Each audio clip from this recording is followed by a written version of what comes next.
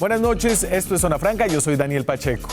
Con una decisión de más de 800 páginas, la Corte Constitucional cerró en buena medida, hace apenas unos días, el debate más álgido alrededor de la vieja tensión entre la justicia y la paz que ha tenido este país, que ha tenido Colombia en los últimos años. Con su revisión de la ley estatutaria de la JEP, la Corte aclaró casi todos los puntos que aún estaban sueltos alrededor del pacto en términos de justicia para sacar a las FARC de la guerra que se firmó hace más de 3 años en La Habana, en el evento que todos recordarán como el primer apretón de manos entre Timochenko y el entonces presidente Juan Manuel Santos. En tono anecdótico, uno de los arquitectos del Tribunal Especial para la Paz contó los detalles del histórico apretón de manos entre Timochenko y el presidente Santos. De ese apretón de manos hasta ahora ha pasado de todo y han sido muchos los debates en medio del plebiscito, la renegociación, la elección de los magistrados de la JEP, el fast track y las elecciones presidenciales.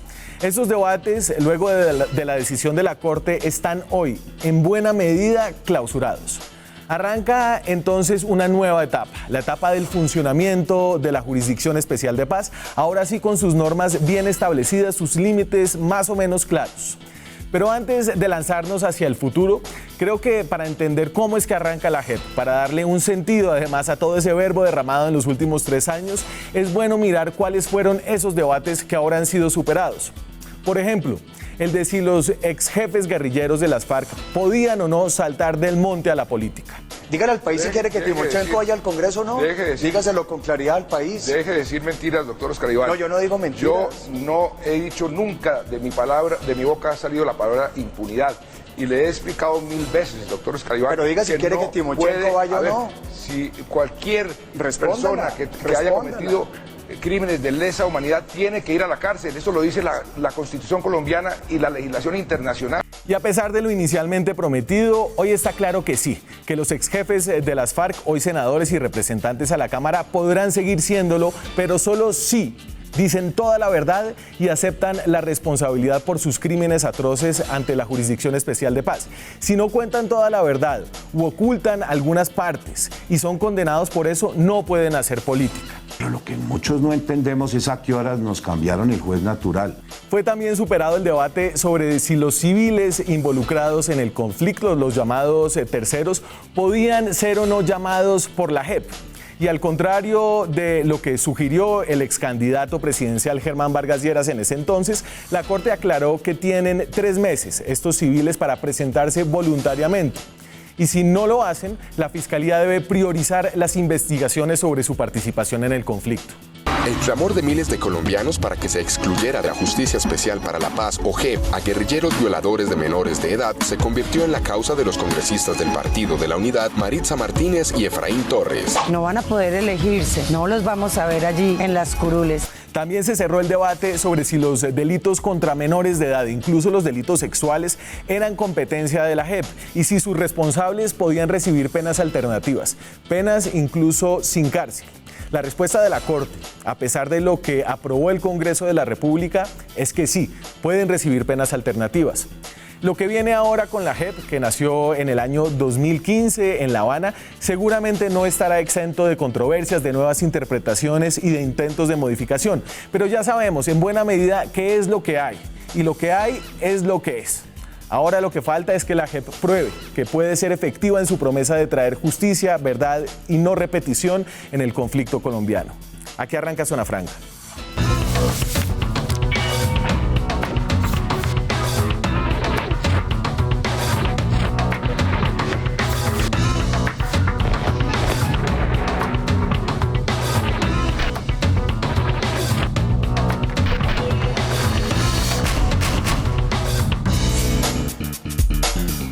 Y para hablar de lo que se aclaró, de lo que todavía no se ha aclarado del todo, porque estamos entre abogados, por supuesto, tenemos esta noche a 3 abogados que nos van a explicar qué es esto de la JEP otra vez, porque la JEP va a durar al menos 20 años, entonces es bueno que lo vayamos aprendiendo.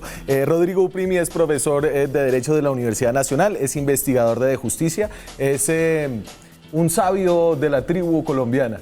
Eso es por las canas. Sí. ¿Qué tal, Rodrigo? Buenas noches, Daniel, y buenas noches a los Un colegas gusto de la tenerlo mesa. acá finalmente. Gracias, Daniel. Andrea Selemín es abogada constitucionalista, es doctora en Derecho y da clases en la Universidad Jorge Tadeo Lozano. ¿Qué tal, Andrea? Buenas noches, Daniel, y a mi maestro, el profesor Rodrigo Uprimi, un saludo de verdad muy especial de verlo aquí hoy. Y espérese cómo lo va a saludar Francisco Bernate, el director de Hora Judicial, profesor de Derecho en la Universidad del Rosario, columnista también. Sí. Aficionado al fútbol y al metal. Así es. Y estoy muy complacido de estar con ustedes esta noche. Muchas gracias por la invitación. Y al igual que lo decía Andrea, pues es un honor estar en presencia de verdad, el maestro de todos nosotros, que es el profesor Uprimi. De verdad. Muchas gracias, Francisco. Muchas gracias, Andrea. Bueno, entonces, y yo empiezo preguntándole si están de acuerdo un poco con lo que yo planteaba, que con esta decisión de la Corte, su examen de constitucionalidad de la ley estatutaria, se cierra un poco un ciclo muy largo de debate político aquí en Colombia, de debate jurídico también, y ya hay unas buenas claridades. Sí, yo creo que esta sentencia y, digamos, la aprobación al lado la ley de procedimiento de la JEP, junto con el acto legislativo que creó la JEP, junto con el propio acuerdo, ya establece como un marco normativo relativamente claro y relativamente robusto para que la JEP cumpla sus funciones. En ese sentido, muchas controversias jurídicas y políticas han sido relativamente resueltas. Eso no quita la discusión permanecerá porque, aunque yo he apoyado decididamente el proceso de paz, es indudable que el país sigue dividido en torno al tema de la paz, y uno de los temas que genera más división es el tema de la Jurisdicción Especial de Paz, muchas veces por incomprensión, otras veces por discrepancia con algunas de las decisiones que ahí se tomaron. Y de todos modos van a quedar algunos temas que claramente solo se podrán ir definiendo mientras la JEP actúa. Temas como, bueno, cómo serán efectivamente en concreto esas sanciones restrictivas de la libertad, cómo van a operar, porque digamos ahí hay unos lineamientos en la ley, en el acuerdo, pero será la JEP la que lo concrete. Sigue habiendo algunas dudas sobre el tema de extradición, si se pueden hacer o no pruebas, porque un auto de la Corte anterior había dicho que sí, pero hay la ley de procedimiento que dice que no.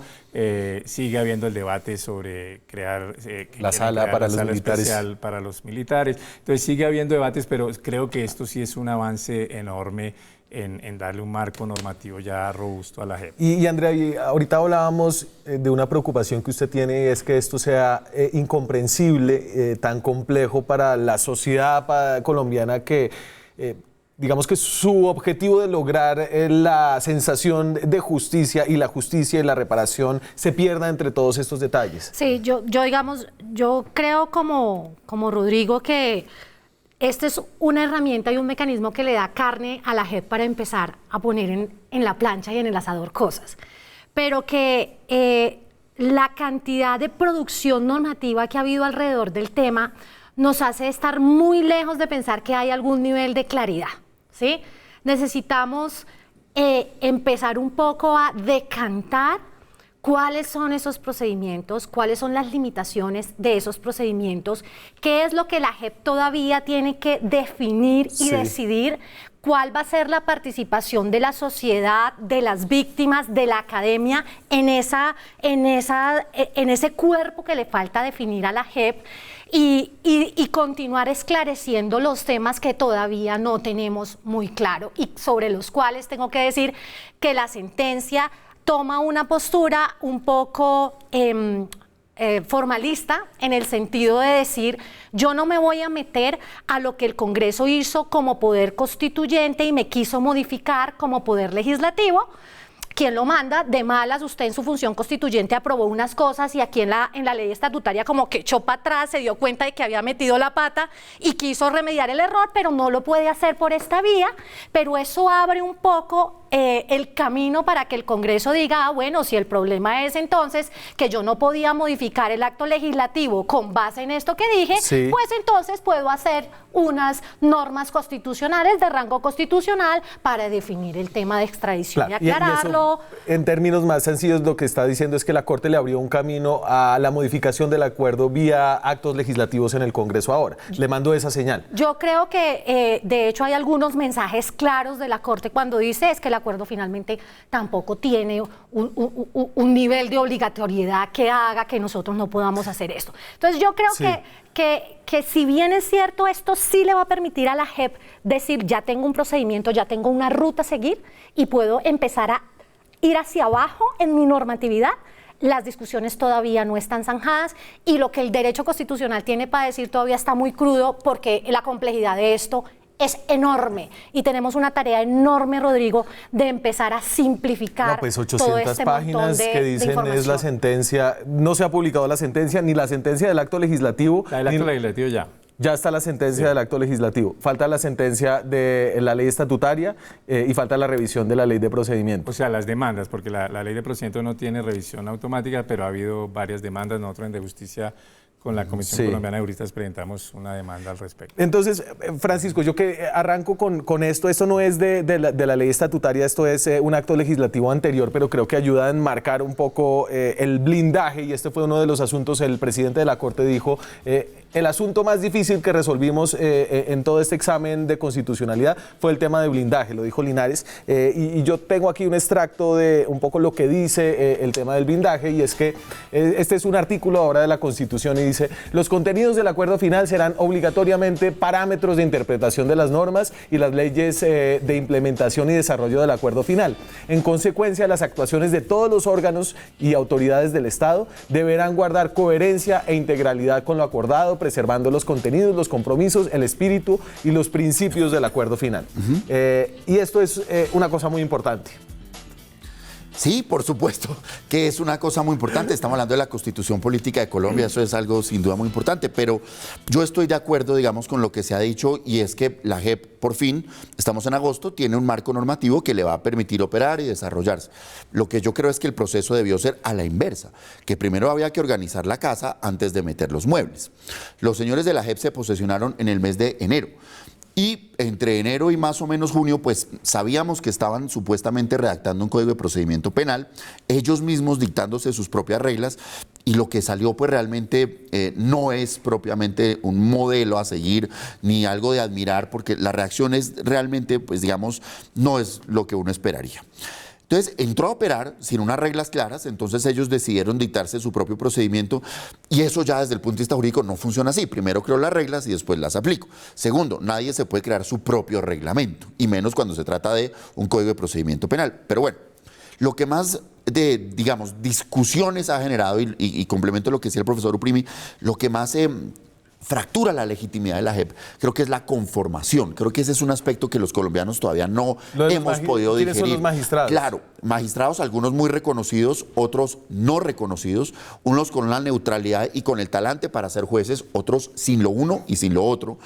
Y ya, digamos, en los pronunciamientos, como lo advirtió la Corporación de Excelencia en la Justicia, pues uno sí empieza a ver esa precariedad conceptual, esas dificultades para entender el funcionamiento, como sucedió, por ejemplo, en el fallo de Jesús Santrich, donde se atrevieron a decir que la extradición es un proceso, cuando no lo es un trámite. Entonces, para los colombianos eso ha sido muy difícil de digerir, posturas ideológicas muy definidas, que lleva a que ahora tengamos que crear otra sala para que nuestros militares se sientan, digamos, con algún nivel de imparcialidad. Y entonces usted se me adelanta un poquito, pero déjeme, yo salto a ese tema, porque era uno de los temas que estaba suelto. El de si estos magistrados estaban impedidos o no. Según la ley estatutaria que aprobó el Congreso, había varios de ellos que tendrían que retirarse de sus cargos si era declarada constitucional. Y aquí le pongo el ejemplo, por ejemplo, de Sandra Gamboa. Esta era una abogada que litigó en contra del expresidente Álvaro Uribe y sentó sus posiciones al respecto. Quienes estamos aquí fuimos unos de quienes denunciamos al señor expresidente Álvaro Uribe Vélez. Esto quiere decir que estamos absolutamente interesados en que se desarrolle un procedimiento sobre su responsabilidad penal, sobre los crímenes que hemos denunciado. Y esto era una instancia distinta, anterior a su participación en la JEP, pero terminó siendo una magistrada. Finalmente, en la decisión de la Corte dice, esos impedimentos que ustedes en el Congreso pusieron para tumbar a magistrados como estos no valen. Sí, digamos, la Corte dio un argumento que era que la definición de las calidades y las inhabilidades y los requisitos de los magistrados estaban establecidos directamente en la Constitución, en el acto legislativo que creó la JEP, y que por consiguiente la ley no podía añadir nuevos. Sí. A esos, digamos, yo le había agregado, que yo creo que ese argumento es sólido, a eso yo le había agregado otros, que es que uno no puede crear inhabilidades retroactivas, es decir, uno no puede crear inhabilidades porque no le gustó quién quedó electo. Y entonces, si quedó electo a alguien que uno no le gusta, uno le crea la inhabilidad ajustada para tratar de anularle su decisión. Eso es violatorio de cualquier procedimiento de nombramiento de alguien. Ya la Corte Constitucional tiene tutelas en donde ha dicho esas inhabilidades ex post no valen. O sea que esa tentativa del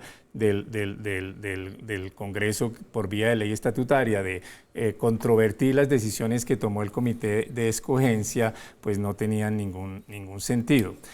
Yo en el tema de la escogencia discrepo un poco de lo que ha dicho Francisco, respetando su posición frente a distintos magistrados.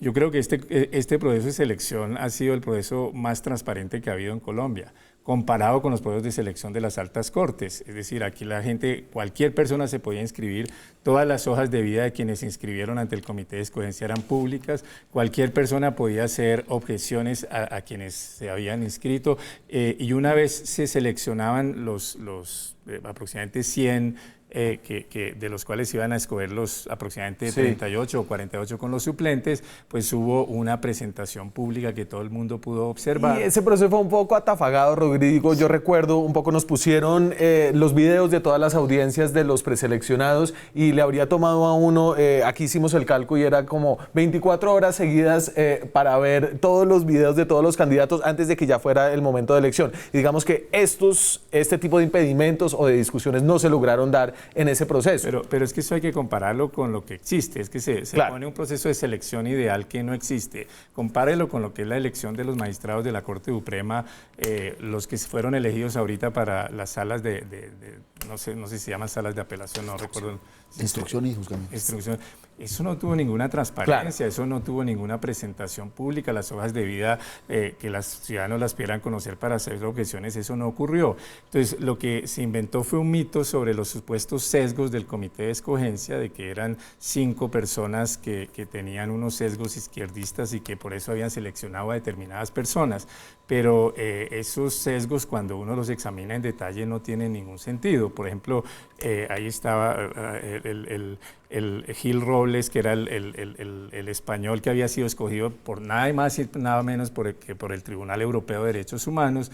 A él le sacaron unos artículos, por ejemplo los de Acore o Plinio Apuleyo, diciendo que él era cercano a la ETA, cuando él había sido defensor del pueblo de la España y defensor del pueblo, digamos, del equivalente a la Unión Europea, y por eso había hecho un informe durísimo contra ETA y tenía protección policial para que ETA no lo matara. Claro. Y sin embargo aquí se presentaba como la persona cercana a ETA que va a seleccionar magistrados cercanos a la izquierda. Yo creo que ahí se generó, digamos un problema sobre el Comité de Escogencia que no era real.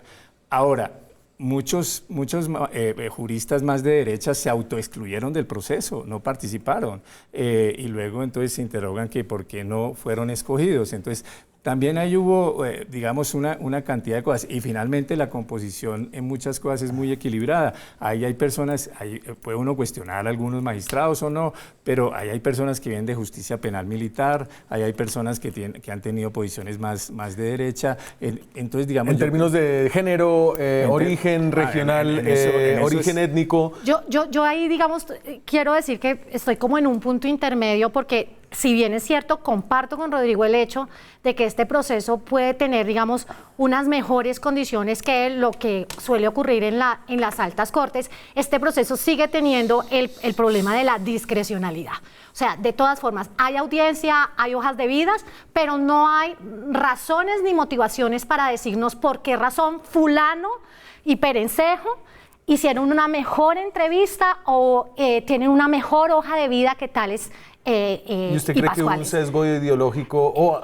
No, a ver, no sé si hay un sesgo ideológico, pero la composición de la JEP tiene un balance ideológico, más bien. Pues un poquito no es lo que yo crea, parece ser que eso era lo que creía el Congreso de la República y por eso procuró, por una vía, digamos, un poquito tardía, ¿cierto? Entrega la competencia y luego se da cuenta, se devuelve, tratar un poquito de equilibrar las cargas y de hacer una composición un poco más neutral, ¿cierto? Pero pues la respuesta de la Corte es, usted efectivamente, el argumento jurídico es clarísimo, usted no me puede imponer restricciones al derecho al acceso a los cargos públicos de forma retroactiva porque ha debido hacerlo originalmente. Y entonces los magistrados que son los que son, es lo que hay, y eso es un poco lo que se decidió después de esta sentencia de la Corte. Me voy a la pausa, regresamos con otros puntos álgidos que se decidieron, pueden o no pueden acogerse a penas alternativas quienes cometieron delitos contra menores de edad, ese es uno de ellos, ya regresamos. Seguimos en Zona Franca, son las 9:27 de la noche. Recuerden, pueden opinar con el hashtag Francamente en Twitter. Creo que nos están viendo en Periscope hoy. No, en Periscope, saludos a la gente que está ahí. También pueden escribir al correo francamente@gmail.com, francamente@gmail.com. Quejas, reclamos, sugerencias. Estamos hablando de cómo está todo más o menos más claro en torno a la JEP. Porque nunca nada está claro con los abogados y mucho menos con los abogados en un proceso de justicia transicional y mucho menos en un proceso de justicia transicional tan complejo como el que se ha inventado Colombia, que el mundo ve con atención.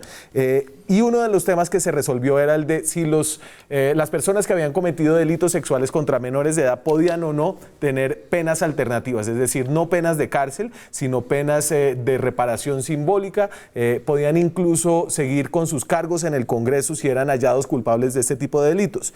Una de las magistradas salvó su voto y eso significa que se apartó de esa visión, era el Congreso el que había dicho que no podían cumplir esas penas, fue Gloria Estela Ortiz y dice lo siguiente de ella. El salvamento de voto de ella dice: la violencia sexual contra niños y niñas genera un altísimo reproche social que opera por efectos de la vergüenza. Paradójicamente, como desincentivo para su voluntad de reconocimiento por parte de los perpetradores, incluso al margen de la disminución de la sanción penal, por ende, la aplicación del régimen ordinario carece, en el presente caso, de un alcance tal que incida en la definición de la verdad histórica sobre lo sucedido. Lo que dice ella es básicamente que a la gente le da tanta vergüenza reconocer este tipo de delitos que no va a tener un incentivo en la justicia transicional para hacerlo, y por eso no va a funcionar la justicia transicional y por eso deberían ser juzgados en la justicia penal con las penas ordinarias. La Corte le dice no señora, la decisión mayoritaria, y dice lo siguiente. La JEP solo tiene competencia para conocer de los delitos sexuales cuando los mismos hayan sido cometidos por causa, con ocasión o en relación directa o indirecta con el conflicto. El Congreso carece de competencia para, a través de una ley estatutaria, contrariar el mandato del Acto Legislativo 01 de 2017 que creó la JEP y, por tanto, para modificar las sanciones aplicables. Y entonces esta era una decisión un poco de el trámite y de cómo se había hecho esta sanción. Ahí no le está dando una salida a los congresistas diciéndoles hagan esto por vía de acto legislativo. No, yo no creo. A ver, el tema es enredado y el tema es súper enredado, hipersensible. Yo creo que el primer punto que hay que aclarar es que quienes defendemos la decisión de la Corte en este punto o quienes se oponen, compartimos, digamos, la condena a la atrocidad de los crímenes de violencia sexual en general contra adultos y en especial contra niños, niñas y adolescentes. Creo que este no es un tema de quién está más a favor de que haya justicia y no impunidad en esos casos. Eso creo que es importante aclararlo. Lo segundo es que es aclarar lo que dijo y no dijo la Corte. La Corte, porque en ciertas lecturas algunos han planteado como que la Corte hubiera dicho que como esos crímenes se cometían en relación con el conflicto armado como que eran menos graves que los crímenes que se cometieran por fuera, sí, o que eran crímenes motivados políticamente y que la violencia sexual cómo va a estar motivada políticamente. La Corte no dijo nada de eso. La Corte lo que dijo es, mire, hay casos de violencia sexual que ocurren con ocasión del conflicto armado. Eso creo que es de una obviedad tremenda. Hay unos que ocurren en el conflicto armado y otros por fuera. Los que ocurren en el conflicto armado por razón de la competencia de la JEP, que fue establecida en la Constitución por el Acto Legislativo número 1 del 2017, esos le corresponden a la JEP. Los que se hagan por fuera del conflicto armado le corresponden a la justicia ordinaria. Y si le corresponden a la JEP, conforme a la Constitución, al acto legislativo, solo puede aplicar las penas de la JEP. Sí. No le pueden poner a aplicar otro tipo de... Y si la persona reconoce toda la verdad, pues le toca la pena... Lo que llaman la sanción propia, o sea, la sanción de restricción efectiva de la libertad con el cumplimiento de sanciones restauradoras. Eso fue lo que dijo la Corte. La Corte no se metió en el debate que es el que se ha hecho en la ciudadanía de las bondades o los problemas de que eso quede en la JEP o que salga de la JEP. Y yo creo que ahí hay dos temas que hay que definir. Lo que dice la magistrada Ortiz yo no lo comparto, digamos, eso es una conjetura. Ella dice, eso no va a funcionar, eso es una conjetura, si va a funcionar o no va a funcionar, no lo sabemos. Pero lo segundo, con esa conjetura uno no puede desconocer la Constitución. A mí me parece que era imposible que la Corte no declarara inexequible eso. Otro es el debate político a raíz de eso. Y en el debate político yo creo que la Corte no le ha abierto el camino al Congreso, porque incluso si se aprueba, esas penas no podrían ser retroactivas. Claro. Estas personas se desmovilizaron con unas sanciones que ya están establecidas en la Constitución y en la ley. No puede una reforma constitucional cambiarle retroactivamente de manera en perjuicio de ellas esa sanción. Y por último, el tema de la bondad o el problema de que hubiera quedado con las sanciones propias de la JEP o con las sanciones que extraen la JEP, eso tiene que ver con el debate de la paz, con el debate del mecanismo de justicia tradicional establecido en la paz. Los que han criticado eso, en el fondo lo que pasa es que no están de acuerdo con la JEP. Y entonces no están de acuerdo con la idea de que si se establezca un mecanismo de justicia transicional en donde se va a tener otra filosofía de la pena para lograr una paz con justicia, y entonces quieren sacar este delito, pero si saca este delito uno desarticula todo el sistema. Y aquí hay algo contraintuitivo, Francisco, y lo dice un poco la Corte, y es que en todas las participaciones ciudadanas, las organizaciones expertas que participaron en este tema, defensoras de los derechos de los niños, de las mujeres, dijeron que había que declararlo inconstitucional, es decir, que sacar los delitos sexuales de la JEP iba a llevar a un mayor grado de impunidad. Y es contraintuitivo, ¿cierto? Para la gente. ¿Usted cómo lo entiende? Exactamente igual. ¿Por qué? Porque digamos que la percepción, y en eso estoy totalmente de acuerdo, no es porque se esté en contra de la sentencia, no, lo que está de fondo es el desacuerdo con la JEP, precisamente por lo que veníamos hablando, porque creo que aquí hay algo contraintuitivo, pero además un espejismo, porque se tiene la idea de que la JEP igual impunidad, ordinaria igual no hay impunidad, cuando los niveles de impunidad de la justicia ordinaria son escandalosos, es decir, pareciera que en la ordinaria algo va a pasar cuando todos sabemos que no pasa nada, pero además, si revisas las penas contempladas en la justicia ordinaria, no son sustancialmente diferentes a las que tiene la JEP en las alternativas, en las propias o en las impropias en cuanto a la duración. Lo único que cambia es que la pena propia de la JEP puede no suponer una reclusión. De resto, los años son los mismos que darían en la justicia ordinaria. E incluso las reglas, por ejemplo, de responsabilidad de los máximos responsables en la JEP, espero, sean mucho más fuertes que las que utilizamos en la justicia ordinaria. O sea, claramente es contraintuitivo y parte de un espejismo según el cual JEP igual impunidad, justicia ordinaria igual, digamos, va a haber castigos severos y todo esto cuando tampoco los hay. Sin embargo, aquí el punto es el siguiente, y es si los graves delitos sexuales pueden de fondo o no ser cometidos por cuenta o con ocasión del conflicto. Que cuando se trata, por ejemplo, de la justicia penal militar, se ha dicho que no, que esos hechos son... Ahí. Yo creo que aquí es bueno poner un ejemplo. Pues poner un ejemplo es muy sencillo, y es el caso en el que no hablemos de un grupo armado o de las fuerzas militares. Entran a un pueblo y se violan a mujeres simplemente por la razón que sea. En la sentencia del Loro, de alias El Loro, la Justicia y Paz, pues reconoció que los delitos sexuales sí pueden tener una relación con el conflicto armado por Por ejemplo, cuando instrumentalizas a la mujer, por ejemplo, cuando para causar temor en la población violas a las mujeres delante de la comunidad. Se ha reconocido hoy en día que sí. Entonces, creo que ahí... en el caso, por ejemplo, si hay una menor de edad reclutada dentro del grupo guerrillero y el comandante la viola... Es lo que han señalado las mujeres que valientemente han puesto la cara para decir, me violaron durante 11 años seguidos, me obligan a abortar. Entonces, aquí la discusión es, se van a la JEP y si lo reconocen, pueden no estar en una cárcel, sino en una zona veredal, porque esa va a ser la consecuencia. O vamos a mandarlos a la fiscalía y que finalmente vayan a terminar a la picota o a lo que sea. Ese es el debate que hay de fondo. La duración de la intensidad de la pena no es sustancialmente diferente entre una y otra, pero sí hay ese espejismo de creer que en la justicia ordinaria las cosas van a funcionar muy bien, que los van a castigar, que van a durar 20 años presos, rodeado de una serie de espejismos, pues que los colombianos solemos creer en eso. De manera que mira que en esto estamos totalmente de acuerdo. Estoy de acuerdo pues con que aquí no hay realmente algo radicalmente diferente, no. Y entonces ustedes me ponen en el tema de las penas y la participación o no participación en política, que tal vez fue el punto más álgido durante el plebiscito, el de si había una simultaneidad, si usted podía estar condenado y al mismo tiempo en el Congreso. Ahorita están en el Congreso, pero porque la JEP no alcanzó a entrar en funcionamiento y están como en el limbo. La Corte, entiendo yo, aclaró esto un poquito, ponme penas y participación. Y entonces hay tres tipos de penas, ustedes hablaban. Las propias, las alternativas y las ordinarias. Y entonces las propias son las penas para quien confiesa toda la verdad y la JEP dice sí, esa era toda la verdad. Y confiesa oportunamente. Desde el primer momento. Sí. Y esas son entre 5 y 8 años sin cárcel, pero con restricción efectiva de la libertad. La JEP le dice usted dónde puede estar y qué tiene que hacer.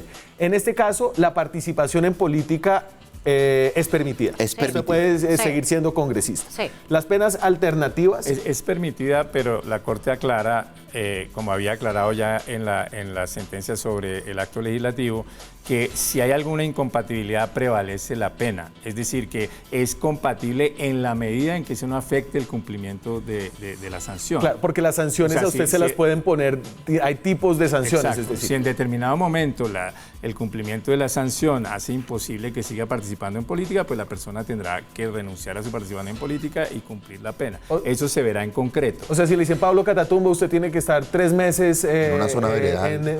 No puede ir a las sesiones. O tiene que... Yo creo que la Corte no dice eso. Sí. Yo creo que de justicia intervino pidiendo eso y lo que la Corte dijo fue, yo le dejo a la JEP que tome la decisión, que tenga la decisión de mirar si es compatible o no. O sea, JEP, usted decídalo, ¿cierto? Sí. Si hay esa posibilidad o no. Pero un poquito aquí, el tema un poco es aclarar qué ocurre con las sanciones alternativas y con las sanciones ordinarias. Listo. Eso ahí es donde está la complejidad. Y déjeme, volvemos con eso, me tengo que ir a la pausa, pero volvemos con eso en minutos. Son las 9:42, estamos hablando de la JEP, de lo que ya está más o menos claro de la JEP, más o menos claro, y están más o menos claras las penas, estábamos hablando de eso antes de irnos. Vuelvo con los tipos de penas que tendrá la JEP. Entonces estaban las propias, entre 5 y 8 años sin cárcel, con unas restricciones de la libertad. Los jueces le dicen usted qué tiene que hacer para reparar a sus víctimas, y estas son penas que se le dan solamente si usted declara toda la verdad oportunamente. Las penas alternativas son entre 5 y 8 años con cárcel. Esas son personas que no declararon la verdad oportunamente y lo hicieron tardíamente, después de que la JEP le dijo, no señor, eso no es verdad, usted tiene que ir a la cárcel entre 5 y 8 años. Y las ordinarias son cárcel entre 15 y 20 años y son para las personas que no reconocen la verdad. En ninguno de los dos casos anteriores puede haber participación política si hay cárcel. Entonces, ahí se supone que esa es la claridad. ¿Cuál es el problema? El problema es un problema de Siempre tiempos. problemas. El problema es un problema de tiempos, porque nosotros vamos a tener una gente que va a gozar de participación política directa desde el 2018 hasta el 2022, sí, de acuerdo con el acto legislativo. Pero mientras se crean los procesos y las decisiones de la JEP para decir, usted efectivamente está dentro de los que dijeron la verdad, o usted no está, usted me está diciendo mentiras y no está dentro de lo que está diciendo la verdad, va a pasar ese mismo tiempo probablemente. No estoy diciendo que de pronto hasta el 2022, pero sí van a pasar muchos años. Que para las personas que son víctimas de estos individuos puede resultar tremendamente ofensivo, revictimizante. Y para la misma legitimidad de la JEP. Es decir, cuando los señores se presenten y le imputen unos cargos o le corran unos hechos que tienen que ver con violencia sexual, pues sí resulta muy difícil de tragarse el hecho de que el señor esté sentado en el Congreso y viene todo el discurso de que con mis impuestos, bueno, viene un poco todo eso. Y como el Código de Procedimiento fue tan mal diseñado, porque pues son personas que se tomaron 2 horas para entender si se necesitaba un sello de notaría o no, pues las medidas de aseguramiento como quedaron planteadas en la JEP son muy precarias. Entonces sí puede haber ese espacio y eso va a terminar de golpear la legitimidad de la JEP. Yo quiero decir, hay una cosa muy chiquita, Daniel, y tiene que ver con la idea de qué significa representar. Representar es un término que politólogos como Anna Pitkin han señalado que significa hacer presencia otra vez. Luego, para las víctimas reales, esa idea de hacer presencia otra vez en estas condiciones en donde no sabemos muy bien si usted va a decir la verdad o no, y luego puede ser que no la diga, pero gozó políticamente estos derechos políticos por 4 años, por 3 años, por los años que sea, implica, digamos, un problema que es grave. ¿Cuál es ahí el punto? La Corte en la sentencia del acto legislativo 01 del 2017 dijo, mire, yo voy a declarar condicionadamente esto de las penas alternativas y de las ordinarias, porque si la gente no dice la verdad, no puede tener derecho a la elegibilidad política. Eso lo había dicho en la sentencia del comunicado 55, que es que ya nos toca hablar la del comunicado 32 y la del 55. Y ahora con esta sentencia, pues que no tenemos tampoco mucha claridad ya en la práctica cómo se va a dar eso, y sí realmente creo que es un tema sensible para las mujeres. Digamos que, mira, que teóricamente no lo veo, porque los únicos que tienen elegibilidad política son los que en la primera confiesan. Luego supondría uno que el señor en la primera va a decir la verdad y se va a reconocer culpable, luego pues supongo que el espacio en el que esté sentado... No, yo creo que son 2 temas distintos. Ustedes están preguntando, y para que la gente entienda... Un señor violador puede ser congresista. Después de que usted pagó cárcel por la JEP, porque reconoció tardíamente o no reconoció, ¿es elegible políticamente después de eso? Sí. Claro, porque es que por eso digo que son 2 cosas distintas. Uno es el tema de las inhabilidades, que es si el hecho de ser sancionado por la JEP con sanción propia, alternativa u ordinaria genera inhabilidad política, y la respuesta es no genera inhabilidad política. Entonces, esas personas ulteriormente, en el caso de la sanción ordinaria, o sea, ulteriormente después de cumplir cárcel, podrán participar en política. Ese fue y déjeme ponerle un ejemplo. Por ejemplo, el excongresista de Sucre, el Gordo García, que está condenado a 40 años por la masacre de Macayepo. ¿Macayepo? Entiendo. Él sí es aceptado en la JEP como quiere serlo y entra y recibe una pena propia, digamos, es decir, le dan una pena de entre 5 y 8 años no privativa de la libertad porque dijo toda la verdad. Después de cumplir esa pena o mientras cumple esa pena, podría presentarse de nuevo a la política.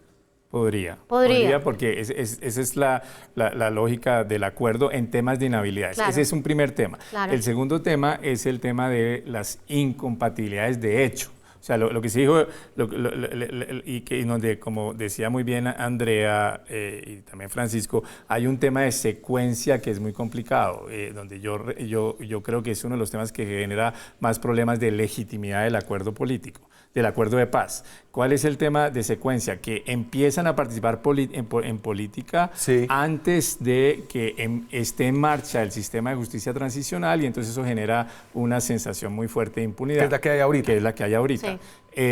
Por eso yo siempre le he dicho a los líderes de las FARC, algunos de ustedes empezar a cumplir sanción anticipada. O sea, ustedes no crean que se van a salvar de la política de secuestros. O sea, ¿cómo los miembros de la cúpula de las FARC, alguno de ellos se va a salvar de ser responsable frente al crimen de lesa humanidad de secuestros sistemáticos? Entonces, ¿por qué algunos de ustedes no empiezan, incluso antes de que los declaren responsables, a cumplir la sanción? Eso está previsto en el acuerdo. En vez de decir, no, eso cuando lleguemos a la JEP. Cuando lleguemos a la JEP. Porque yo entiendo que algunos tengan que hacer política para guardar una cierta cohesión del movimiento. Pero lo que para la opinión pública, incluyéndome entre los que hemos apoyado el acuerdo, es que no haya ningún gran excomandante de las FARC, respondiéndole ya a las víctimas. ¿Por qué van a tener que esperar a que sean condenados? Algunos podrían decir, mire, yo sé que muy probablemente yo voy a tener que responder por esto. Otros están representando políticamente al movimiento. Yo me someto a que usted, JEP, empiece a vigilarme, usted empiece a ponerme sanciones restauradoras.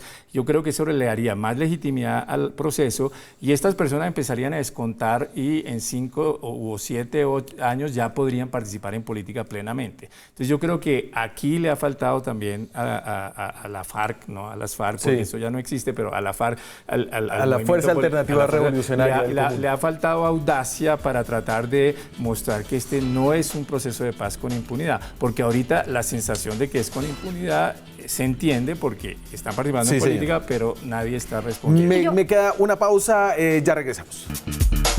Seguimos en Zona Franca, son las 9:54 de la noche, estamos en directo y, a ver, yo entiendo que este tema es un ladrillo, pero esto tiene un trasfondo político y yo creo que este trasfondo político se lo dio el expresidente César Gaviria cuando adhirió a Iván Duque después de la primera vuelta. César Gaviria en ese momento dijo esto acerca de los acuerdos que hizo con Iván Duque en ese momento.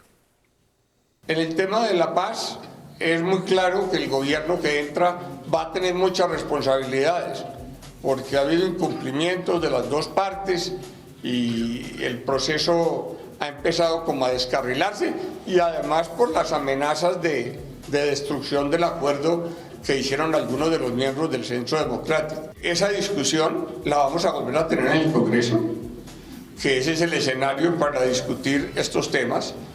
Y que si por alguna razón no nos poníamos de acuerdo, sencillamente nos íbamos a la Corte Constitucional y él acataba el fallo de la Corte Constitucional. Él acataba el fallo de la Corte Constitucional y creo que este es el trasfondo de esta discusión, porque lo que ha dicho la Corte Constitucional entonces es lo que es, al menos lo que entendemos que es, y han quedado ya varias cosas claras. Hablemos del tema de los casos que ha escogido la Sala de Reconocimiento como para cerrar, que creo que ese es un tema importante y esta es una justicia distinta, una justicia que no va a juzgar todos los delitos, sino solamente algunos delitos para tratar de dar una verdad histórica acerca de lo que sucedió. Y ya ha escogido al menos 5 casos. Entonces, los secuestros cometidos entre el 93 y el 2012 por las FARC, graves violaciones a indígenas y afros en el sur de Nariño, eso también es contra las FARC, falsos positivos del ejército colombiano, violencia sexual, secuestros y asesinato de diputados del Valle. Estos son anuncios, todavía no hay una apertura formal. Esto, ¿qué significa? Esto es realmente novedoso aquí, Rodrigo, de la JEP. Sí, yo creo que la JEP aprende tanto de experiencias internacionales como de los aciertos, pero también de las enormes dificultades de Justicia y Paz. Justicia y Paz, si ustedes recuerdan, arrancó con una técnica de investigación 1 a 1, y el primer caso que salió de Justicia y Paz era el caso del Loro, que era un simple patrullero. Y entonces la gente dijo, hacemos todo esto y los grandes líderes del paramilitarismo todavía no son juzgados, sino se empieza a juzgar a uno que tiene una jerarquía, si se quiere, menor. Para corregir eso, desde el principio, la Jurisdicción Especial de Paz está estructurada con la idea de lo que llaman macroprocesos, que logren agrupar una cantidad de casos y logren mostrar los casos más graves y relevantes de los distintos actores del conflicto. Y yo creo que los primeros 2 casos que abrió la Sala de Reconocimiento me parecen bien significativos de esa búsqueda de equilibrio. De un lado, alguna de las cosas más atroces que hizo las FARC, que es su política de secuestros masiva, y de otro lado los falsos positivos, militares, que es lo que más ha manchado. Lo que llamaba el procurador Ordóñez llorar por ambos los dos ojos. Pero el exprocurador. El exprocurador o el procurador anulado, como usted quiera llamarlo. Con cuidado. Se anuló la elección del procurador. No, pero ahí. Claro, hay amor, porque fue por justicia. Venga, me quedan 3 minutos. Quiero mostrarles cómo se ven estas audiencias de la JEP. Ya empezó a haber algunas audiencias y quiero algunos comentarios al respecto. Pero yo sí quisiera decir algo ahí como... Mire la audiencia. ese es el mantel verde que mortifica a Francisco Bernate. A mí el fondo... Él como es de Santa Fe quiere uno rojo. Usted también es de Santa Navidad, Fe. En Navidad lo pueden poner rojo de una vez. Pues, buena idea. Esta es la puesta en escena. ¿Usted quería decir algo de lo anterior? Quería decir algo un poco en relación con lo del tema de la priorización. Yo sí creo que es súper importante que tanto la comunidad jurídica como la comunidad académica empiece a ayudarle un poco a la JEP a mostrar que hay otros casos y otras violaciones de derechos humanos que por la atrocidad de lo que fue nuestro conflicto todavía no las hemos querido ni escuchar. Como por ejemplo. Como por ejemplo casos de torturas, por ejemplo. Eso tiene que aparecer en la JEP y tiene que ser priorizado, pero tiene que ser acompañado, digamos, con todo el sistema de defensa que trae la ley estatutaria para eso. Y es que a mí me preocupa de la JEP, más allá de este rollo jurídico, es que no conecte emocionalmente. Aquí siento yo debería haber unos casos en los que Colombia pueda llorar, pueda un poco odiar, pueda incluso reconciliarse. Y eso en la puesta en escena le falta. Le falta porque además nosotros estamos acostumbrados a una justicia mucho más formal y también resiento, y debo decirlo, resiento que se hayan destinado toda esta cantidad de recursos para una puesta en escena mientras nuestra administración de justicia y nuestros funcionarios que literalmente se parten el lomo tienen que ver cómo se les caen los ascensores en los diferentes espacios donde funciona la justicia más cotidiana. Entonces el ciudadano resiente mucho que cuando va a un juzgado ve toda esta precariedad y cuando van los señores de las FARC a entrar entre abrazos y entre cánticos como si estuvieran entrando a un sitio donde claramente se sienten seguros, pues encuentran este tipo de montaje. Nos devolvemos al principio, a algunos les gusta la JEP, a otros no les gusta la JEP. La JEP es una realidad, más o menos sabemos qué es lo que puede hacer, ahora falta que lo haga. Muchas gracias a ustedes por intentar desconfundirnos. 20 años, Rodrigo, va a durar la JEP. Máximo, sí. Tenemos 20 años para aclarar el asunto. Algunos ya estamos de salida. Muchas gracias a ustedes, nos vemos mañana con más periodismo, con más debate, con más opinión. Chao.